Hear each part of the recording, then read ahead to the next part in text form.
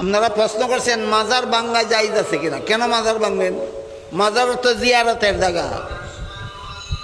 Olya উলিয়াদেরকে যেখানে কবর দেওয়া হয় এখানে জিয়ারত করলে সোয়াব হয়, তিনি ভাঙবেন কেন? যদি মাজারে গিয়ে শিরিকি কাম করে, কুফুরি কাম করে, বিদাতি কাম করে, ওইগুলি বাধা দিবেন, মাজার ভাঙবেন কেন?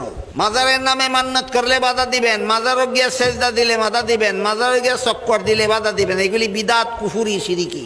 এটার উদাহরণ হইল একবার মাথা চাষির লাম্বা চুল, ওইছে উকুন।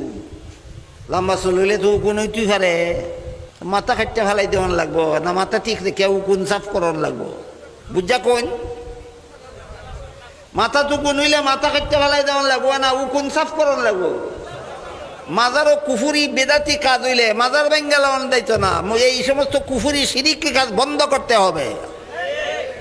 আল্লাহ আপনাদের আমাদের তৌফিক দান করুন।